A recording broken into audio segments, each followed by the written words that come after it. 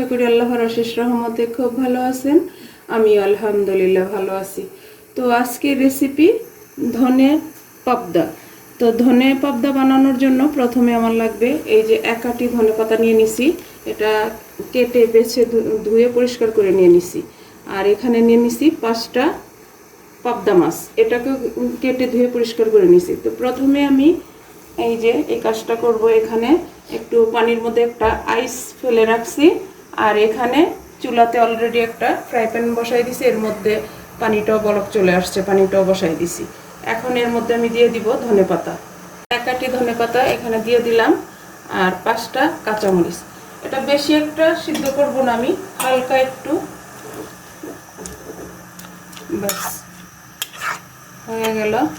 এখন আমি এই যে আইস পানিটা রাখছি এখানে এটা উঠায়া দিয়ে দিব, তাহলে আমার কালারটা একেবারে সবুজ থাকবে। এই যে দিয়ে এখন এই কাঁচামরিচ আর ধনেপাতাটা আমি পেস্ট করে নিব। ধনেপাতাটা আমি পেস্ট করে নিলাম। আজকের এই ইউনিক ধনে পাবদাটা যদি আপনাদের একটু ভালো লাগে তাহলে আমার চ্যানেলটাকে সাবস্ক্রাইব করবেন, লাইক করবেন, শেয়ার করবেন এবং কমেন্টস করবেন। প্লিজ আমার ভাই বোনেরা আমার পাশেই থাকবেন। যাই হোক, এখন আমি রান্নাটা শুরু করব। এর জন্য আমি এই যে একটা ফ্রাই প্যান বসাই দিছি, চুলাটাও জ্বালাই দিছি। এখানে আমি 2 চামচ তেল দিয়ে দিব। বিসমিল্লাহির রহমানির রহিম। এই পর্যায়ে দিব আমি একটা পেঁয়াজ কুচি আর 10টা কাঁচামরিচ চিরা। কাঁচামরিচটা দিয়ে রান্না হবে, শুকনো মরিচটা অল্প দিব, কারণ আজকে রান্নাটা একটু গ্রিনিশ ভাব থাকবে। এখন প্রথমে আমি পেঁয়াজ আর মরিচটাকে একটু ভাজবো। এই যে আমি হালকা ভেজে নিলাম। এখন এই পর্যায়ে দিব আমি স্বাদ মতো লবণ দিয়ে দিলাম। সামান্য একটু পানি দিয়ে তারপর মশলাগুলি দিব। দিয়ে দিলাম 1/2 চামচ হলুদ গুঁড়া, আর দিব 1/2 চামচ মরিচ গুঁড়া। ঝাল দিয়ে যতটুকু খান অতটুকু দিবেন, তবে চেষ্টা করবেন এই রান্নাটাতে কাঁচামরিচের ব্যবহারটা বেশি করার জন্য। 1/2 চামচ দিব জিরা গুঁড়া, এখানে ধনে গুঁড়া দিব না। আর 1/2 চামচ দিব আদা রসুন পেস্ট দিয়ে দিলাম। এখন আমি ভালোভাবে মশলাটাকে কষাই নিব। আজকের এই ইউনিক ধনে পাবদাটা অবশ্যই বাসায় ট্রাই করবেন। আশা করি নিরাশ হবেন না, খুব ভালো লাগবে। এই শীতের সিজনে ধনে পাতা তো আমাদের কাছে অ্যাভেলেবেল, তাই না? তো এখন এই পর্যায়ে দিয়ে দিব আমি এই যে পেস্ট করে রাখছি কাঁচামরিচ আর ধনে পাতা। এখান থেকে হাফ এখন দিব, হাফ পরে দিব।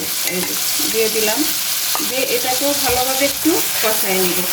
একেবারে ইউনিক একটা রেসিপি, খাইতে যে এত টেস্ট। প্লিজ একবার বানালে বুঝতে পারবেন যে এটার টেস্ট কতটুকু। আর পাবদা মাছটাও বাচ্চারাও খেতে পারে, যেহেতু কাটা কম। এই রান্নাটা করে বাচ্চাদেরকে দিলেও বাচ্চারা অনেক খুশি হয়ে যাবে। সব কিছু একসাথে কষানো হয়ে গেল আমার।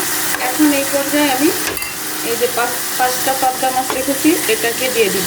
দিয়ে এটার সাথে মশলার সাথে ভালোভাবে একটু কষাই নিব। একেবারে সহজ রান্নাটা, আর একেবারে অল্প সময়ের মধ্যে কিন্তু হয়ে যায়। দেখতেও অপূর্ব সুন্দর, খাইতেও তেমনি টেস্টি হয়। মাছটা আমার মশলার সাথে কষানো হয়ে গেল। এখন এর মধ্যে আমি 1/2 কাপ ঝোলের পানি দিয়ে দিব। দিয়ে দিলাম, দিয়ে এখন এটাকে ঢাকনা দিয়ে 10 মিনিটের মতো রান্না করব। দেখেন মাশাআল্লাহ, লুকটা দেখেন। তো এরকম ইউনিক একটা রান্না যদি টেবিলে থাকে, সবাই কিন্তু এটার দিকে তাকিয়ে থাকবে প্রথমে, যেটাকে কি রান্না হয়েছে, তাই না? এখন আমি ঢাকনাটা দিয়ে 10 মিনিট রান্না করব। 10 মিনিট হয়ে গেছে। অফ ক্যামেরা আমি নেড়ে দিচ্ছি একটু। দেখেন মাশাআল্লাহ লুকটা দেখেন। আর পাবদা মাছ কিন্তু অল্পতেই সিদ্ধ হয়ে যায়। দেখেন একেবারে মাখো মাখো। আজকে আমার এই ধনিয়া পাবদা থাকলে তো আর কিছু লাগবে না। এখন এই পর্যায়ে এই যে আমি হাফ ধনে পেস্টটা রেখে দিছি সেটা দিয়ে দিব। এই যে এখন আর এখানে ধনে পাতা দিতে হবে না। দিয়ে এটাকে ভালোভাবে আবার একটু মিশিয়ে দিব। তো আজকের এই ধনে পাবদাটা যদি আপনাদের একটু ভালো লাগে তাহলে অবশ্যই বাসায় ট্রাই করবেন। ট্রাই করে এই ভনটাকে অবশ্যই জানাবেন প্লিজ। আজকের এই ইউনিক ধনে পাবদাটা রান্না কেমন হইলো বা খাইতে কেমন হয় বাসায় ট্রাই করে অবশ্যই জানাবেন। এই যে এখন এই পর্যায়ে দিয়ে দিব আমি একটা হাফ লেবুর রস এই যে দিয়ে দিলাম, দিয়ে আবার একটু নেড়ে দিব। এই দেখতেও কিন্তু মাশাআল্লাহ মাশাআল্লাহ অনেক সুন্দর। আর ধনেপাতার ফ্লেভারটা যে আসতেছে সেটা তো বাসায় না বানালে পাবেন না আমার প্রিয় ভাই বোনেরা। তো প্লিজ অবশ্যই বাসায় বানিয়ে দেখতে পারেন। এই যে এখন চুলাটা অফ করে দিব, আর আমি এই আমার ধনে পাবদাটাকে সার্ভ করে নিব। একেবারে সহজ না, আর একেবারে অল্প সময়ের মধ্যেই হয়ে যায়। হাতের কাছে শুধু এই পাবদা মাছ আর ধনে পাতা থাকলেই চলবে। একটা প্লেট নিয়ে নিলাম, এখন আমি আমার ধনে পাবদাটাকে সার্ভ করে নিব। দেখেন মাশাআল্লাহ মাশাআল্লাহ লুকটা দেখেন। এই যে দেখেন মাশাআল্লাহ মাশাআল্লাহ হয়ে গেল ইউনিক ধনে পাবদা।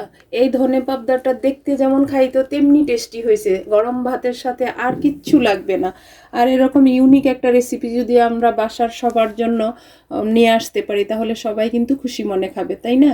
তো যাই হোক, আজকে আমার এই ধনে পাবদা রান্না করা শেষ হয়ে গেল। আমি আপনাদের কাছ থেকে বিদায় নিব, আবার নতুন কোনো রেসিপি নিয়ে আসবো। আল্লাহ হাফেজ।